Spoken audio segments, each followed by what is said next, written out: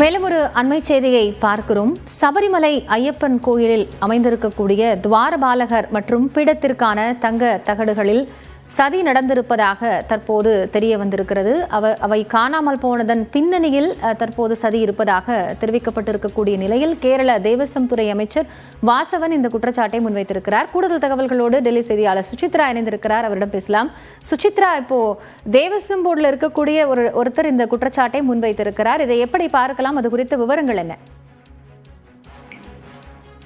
சபரிமலையினுடைய கோவிலில் அங்க இருக்கக்கூடிய துவாரபாலக சிலை மற்றும் பீடத்திற்கான அந்த ஒரு செய்யும் பணிகள், தங்கத்திலான ஒரு மேடை செய்யும் பணிகள் என்பது நடைபெற்று வந்தது. ஆனால் அந்த விவகாரத்திலிருந்து கோடிக்கணக்கில் அளவிலான ஒரு தங்கம் என்பது காணாமல் போய்விட்டதாக புகார்கள் எழுந்து விசாரணை தற்பொழுது கேரளா உயர்நீதிமன்றத்தில் நடைபெற்று வரும் நிலையில் இந்த விவகாரத்தில் சதி நடந்துள்ளதாக அந்த மாநிலத்தினுடைய தேவசம் துறை அமைச்சர் VN வாசவன் தற்பொழுது அதிகாரப்பூர்வமாக ஒரு கருத்தை தெரிவித்துள்ளது. பகிரமான ஒரு கருத்தை தெரிவித்துள்ளது தற்போது சர்ச்சையை ஏற்படுத்தியிருக்கிறது. குறிப்பாக இந்த தங்கம் காணாமல் போன விவகாரத்தில் மிக பெரும் சதி நடந்துள்ளதாகவும், குறிப்பாக அந்த தங்கத்தை கோவிலுக்கு வழங்கிய உன்னிகிருஷ்ணன் மற்றும் அவருடைய சொந்தக்காரர்கள் மீது இந்த ஒரு சதியில் அவர்கள் ஈடுபட்டுள்ளதாக என்ற ஒரு கருத்தையும் அவர் முன்வைத்துள்ளது மிக முக்கியமாக பார்க்கப்படுகிறது. அதற்கு காரணம், விசாரணைக்கு பிறகு அந்த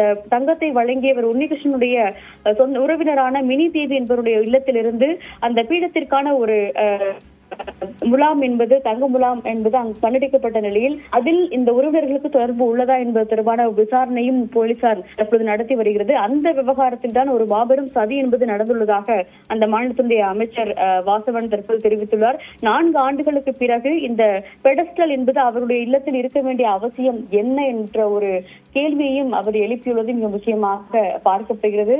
சுமார் கிலோ கணக்கிலான தங்கங்கள் என்பது இந்த கோவிலுக்கு வழங்கப்பட்டதிலிருந்து காணாமல் போயிருப்பதன் சதி என்ன என்பதை உடனடியாக கண்டறிய வேண்டும், அதற்கு முழுமையான விசாரணையும் நடைபெற வேண்டும் என்ற ஒரு கருத்தையும் வாசவன் தெரிவித்துள்ளார். அது மட்டுமல்லாமல் கேரளா உயர்நீதிமன்றம் உரிய உத்தரவுகளை இந்த விவகாரத்தில் பிறப்பிக்கும் என்ற ஒரு நம்பிக்கை உள்ளது என்ற ஒரு கருத்தையும் வாசவன் தெரிவித்துள்ளது கடும் அதிர்ச்சியை தற்பொழுது கேரளாவில் ஏற்படுத்தியுள்ளது. நன்றி சுசித்ரா, இது குறித்த விவரங்களுக்காக.